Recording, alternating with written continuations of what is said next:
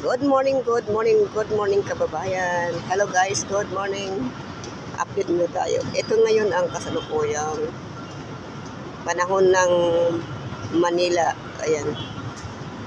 Hindi mo maintindihan kung ito ba ay fog o ano, usok. Grabe oh, ang pangit ng ano, sitwasyon. Siguro usok to.